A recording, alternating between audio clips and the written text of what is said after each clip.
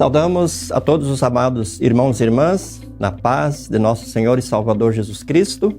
Estamos começando o nosso Caminhando Juntos desta semana, hoje com um tema muito especial, o tema Juntos com os demais cristãos luteranos confessionais do mundo todo.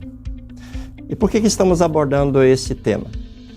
Porque eu tive a oportunidade de representar a Igreja Evangélica Luterana do Brasil na Conferência Internacional do International Lutheran Council, que aconteceu na cidade de Kisumu, no Quênia, às margens do Lago Victoria, na África. E essa conferência aconteceu nos dias 13 a 16 de setembro. 13 a 16 de setembro. Eu queria compartilhar um pouquinho com você, amigo, irmão e ouvinte, que participa do nosso programa Caminhando Juntos, um pouco dessa experiência de poder ter convivido com pessoas, líderes das igrejas, das diferentes partes do mundo, de todos os continentes que formam o nosso globo terrestre. Uma experiência maravilhosa, uma experiência incrível, e que eu gostaria de poder compartilhar um pouco com você. Pois então, como eu já disse, essa conferência aconteceu no Quênia, na cidade de Kisumu, nos dias 13 a 16 de setembro. A IELB esteve lá representada por mim, pastor Geraldo Schiller. Também esteve lá o diretor do nosso seminário Concórdia, o professor e pastor Dr. Gerson Luiz Linden. E também esteve lá como tradutor o nosso colega e irmão pastor Laerte Tardelli Foz, pastor lá de Copacabana, no Rio de Janeiro. Então nós aqui do Brasil nos dirigimos até a cidade de Kisumu para participar deste evento. É importante frisar que havia lá vários outros pastores da IELB que servem em congregações, em igrejas irmãs aí pelo mundo afora e que são presidentes dessas igrejas. Tivemos lá o presidente, pastor André Miller, presidente da Igreja do Uruguai, o pastor Alceu Figur, presidente da Igreja do Paraguai, o pastor Gisberto Van Hatten, presidente da Igreja da Bélgica, pastor Gleison Schmidt, presidente da Igreja da França, e também o pastor Adalberto Hiller, presidente da Igreja de Portugal. Então, a IELB esteve, assim, maciçamente presente por nós representando a IELB e também por colegas e irmãos pastores cedidos às outras igrejas que ocupam a função, então, de presidentes dessas igrejas. Os principais assuntos trabalhados nesta conferência foram liturgia e culto, homossexualidade e ministério feminino, ou ministério pastoral, e a grande pressão, né, que a igreja sofre no mundo todo para a introdução do ministério feminino. Esses foram os três assuntos assim que predominaram a pauta, predominaram a agenda deste evento. Para vocês terem uma ideia, eu queria compartilhar com vocês aqui algo que me deixou assim fascinado, os representantes das igrejas do mundo todo. Então nós tivemos aqui, por exemplo, da África, igrejas que são membros do International Lutheran Council, a igreja de Benin, de Gana, da Libéria, da Nigéria, da África do Sul e de Uganda. Então são igrejas, além da igreja do Quênia, que foi a igreja hospedeira ali desse evento. Também da África, então, várias outras igrejas que têm o status de observadores. São igrejas que estão se aproximando desse grupo de igrejas luteranas confessionais, então um grupo enorme de igrejas da África. O que a gente percebe, assim, que cada vez mais o continente africano tem se tornado cristão, luterano e luterano confessional. Não há nenhum lugar no mundo em que o cristianismo, e especialmente o luteranismo confessional, esteja crescendo tanto quanto na África. nos países africanos. Nós tivemos também a presença muito forte de igrejas da Ásia, né? Das Filipinas, de Taiwan, tivemos da Austrália, a representação da igreja, a igreja do Japão, a igreja da Índia, da Coreia, da Indonésia, e assim, de vários países da Ásia, né? Também tivemos a participação muito expressiva das igrejas da Europa, né? E da América Latina. Eu queria destacar assim, que na América Latina estiveram presentes a igreja da Argentina, do Brasil, do Chile, da Guatemala, do México, do Paraguai e do Uruguai, também da Bolívia e Peru e Venezuela. Inclusive a igreja da Bolívia, ela foi aceita oficialmente como integrante do International Lutheran Council, e também a igreja do Panamá foi oficialmente recebida, e essas duas por um trabalho que está sendo feito pela IELB. Recentemente, os pastores da igreja da Bolívia foram ordenados, inclusive foi o pastor Ayrton Schoenemann Schroeder, nosso vice-presidente de ação social, que foi até lá e fez a ordenação do presidente Lindbergh, e este, por sua vez, ordenou os demais pastores dessa igreja. É uma igreja que começou com uma missão norueguesa e que foi basicamente realizado por trabalhos leigos, então não havia pastores ordenados. E a igreja da Bolívia até então não tinha nenhum pastor ordenado. E agora, graças a esse trabalho da IELB, através do nosso pastor Ayrton Schroeder, houve a ordenação do pastor presidente, que por sua vez ordenou os demais pastores, e agora já está a igreja da Bolívia filiada ao grupo de igrejas luteranas confessionais. Também a igreja do Panamá foi recebida como integrante deste grupo de luteranas confessionais, e também através de um trabalho da IELB, porque o nosso vice-presidente de expansão missionária, pastor Éder Federico Piper Gunz, esteve lá, visitou, acompanhou o trabalho. Nós temos também pastores nossos atuando, ou um pastor pelo menos atuando nesse país, e a igreja do Panamá, então, também faz parte agora deste grupo de igrejas luteranas confessionais. E a igreja da Venezuela, que havia se afastado, ou se desligado do International Lutheran Council, foi reintegrada a esse grupo. Está em processo de ser recebido a igreja do Peru, que também está recebendo um apoio de todas as igrejas aí da América Latina, para que a igreja do Peru também faça parte deste grupo.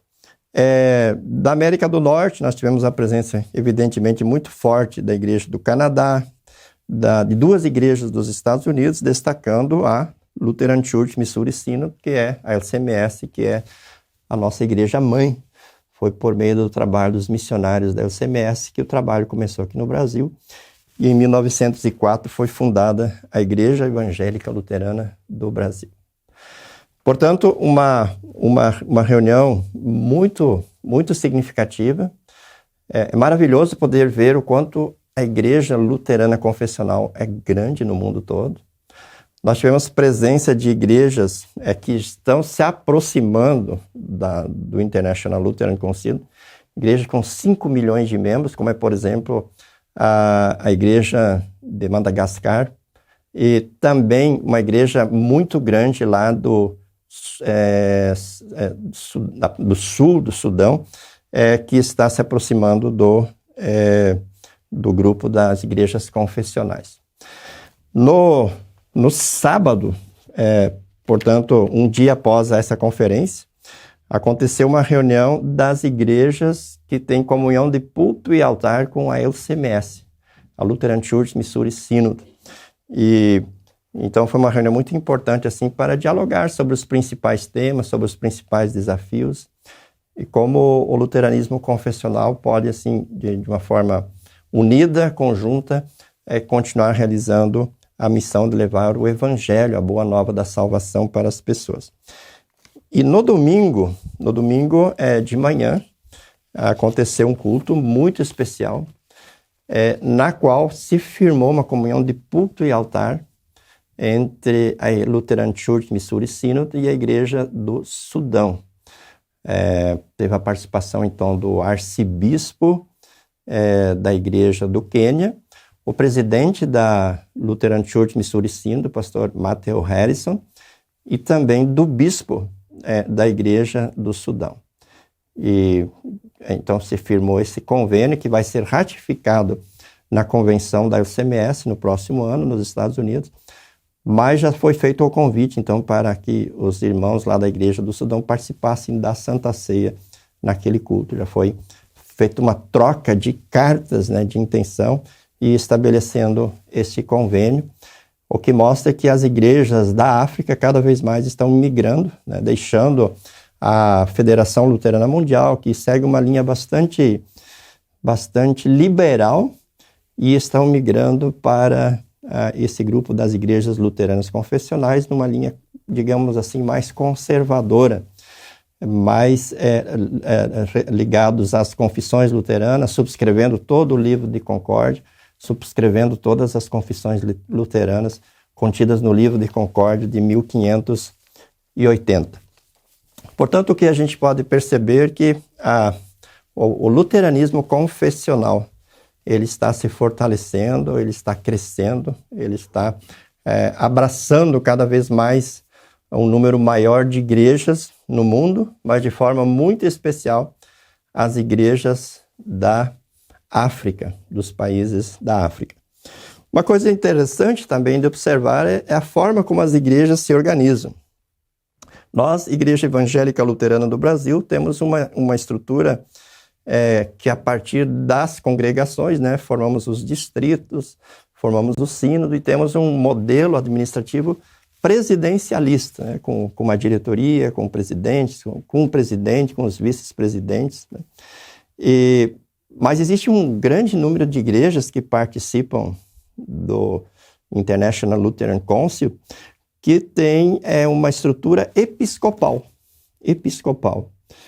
Por exemplo, a Igreja do Quênia tem o seu arcebispo, os bispos, né?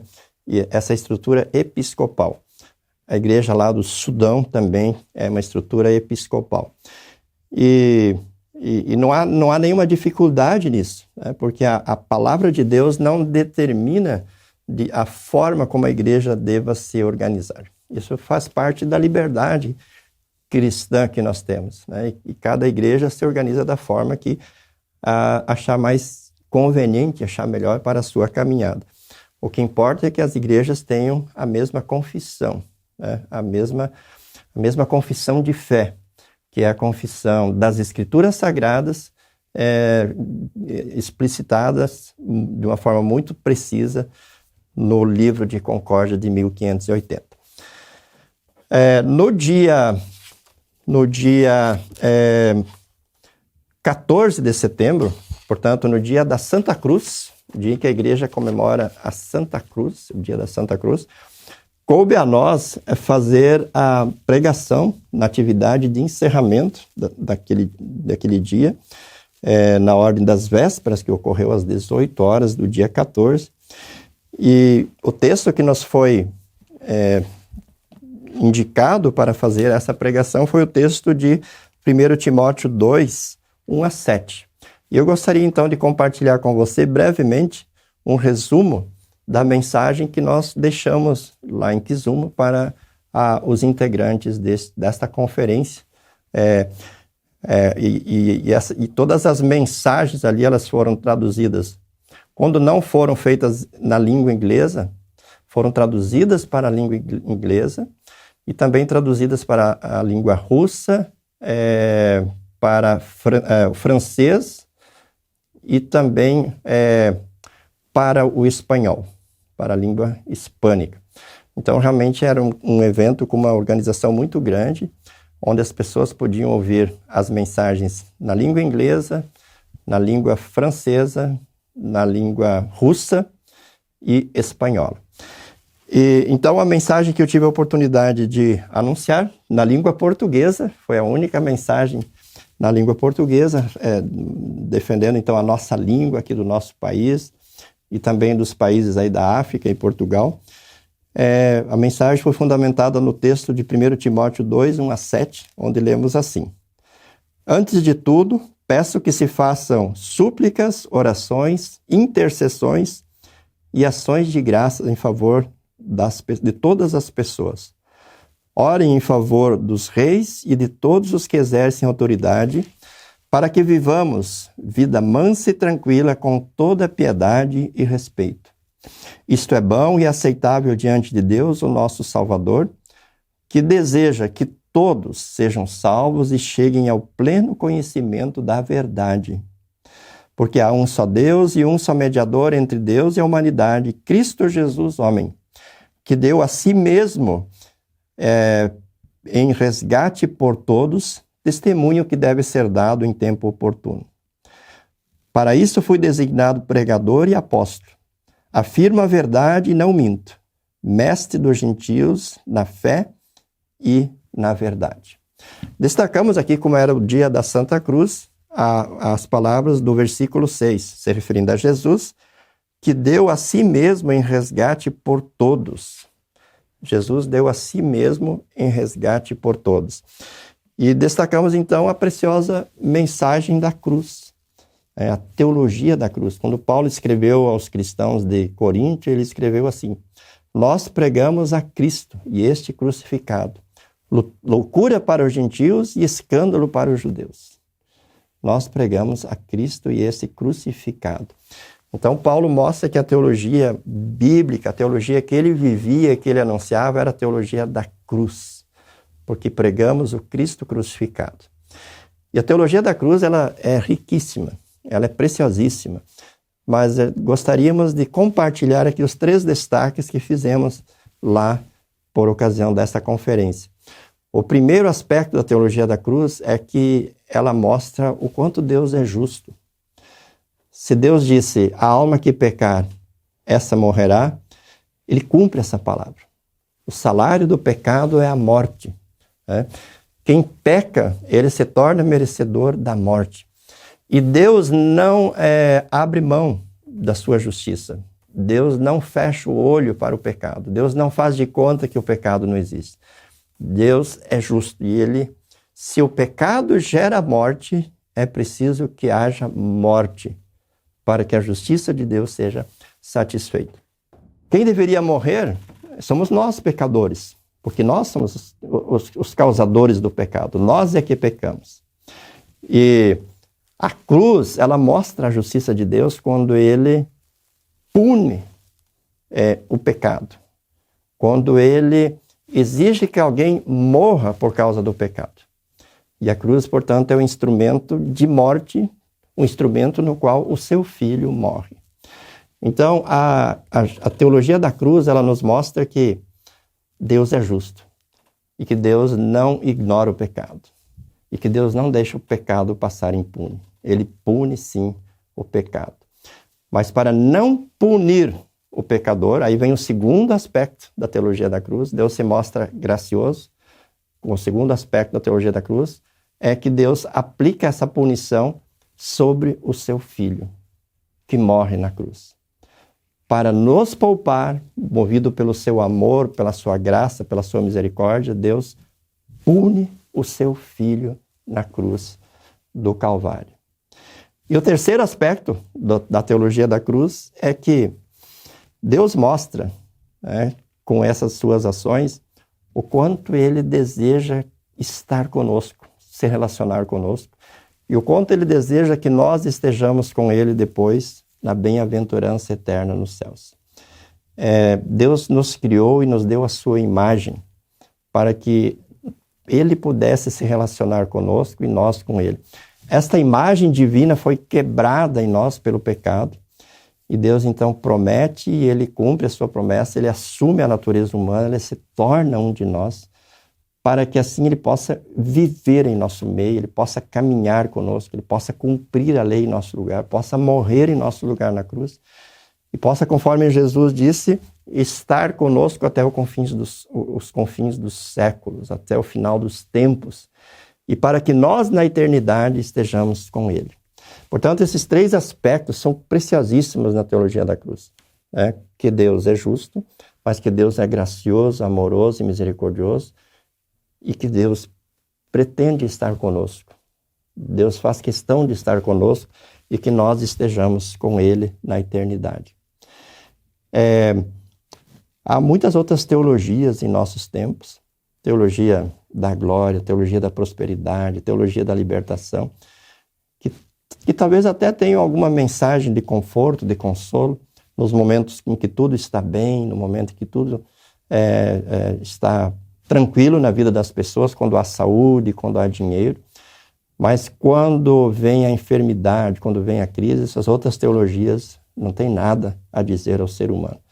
Mas a teologia da cruz ela é muito preciosa ao longo de toda a vida, mas de forma muito especial nos momentos de crise, nos momentos de enfermidade e no momento da morte, no momento que a pessoa parte deste mundo para a eternidade. Ela se torna extremamente preciosa para quem parte e para quem fica, porque ela é extremamente consoladora.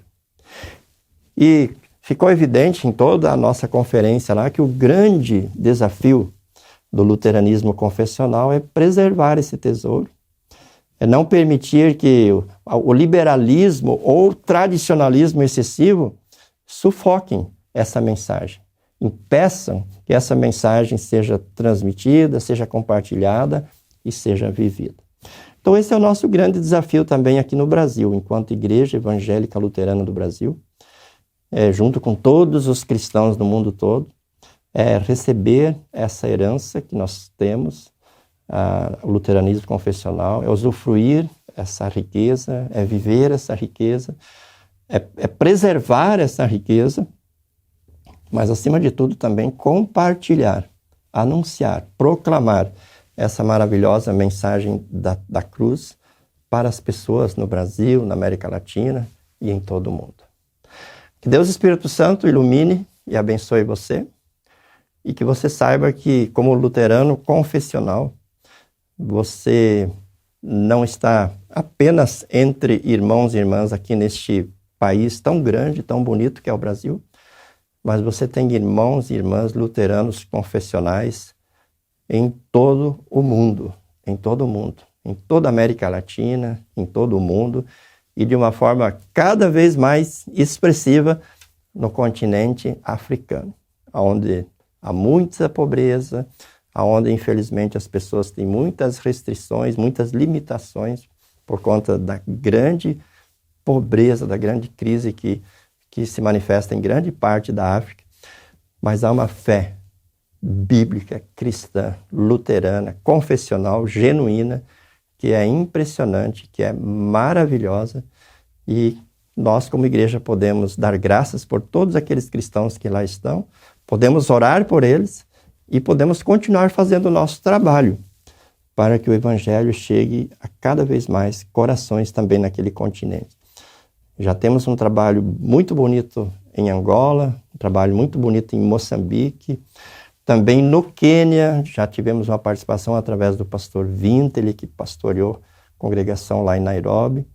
Também na África do Sul, nós temos a presença de pastor, na Etiópia, no Congo e em Uganda. Então, em vários países da África, a IELB tem atuado através dos seus pastores e nós podemos continuar e podemos intensificar esse trabalho para que cada vez mais pessoas caminhem conosco nessa preciosa teologia da cruz em direção à pátria eterna. Forte abraço para você, para sua família, Deus abençoe vocês e até o nosso próximo encontro. Tchau, tchau. Para saber mais, entre em nosso site radiocpt.com.br e acompanhe nossa programação. Siga e curta nossos canais no youtube.com/radiocpt, facebook.com/radiodaielb e o nosso podcast no SoundCloud e Spotify.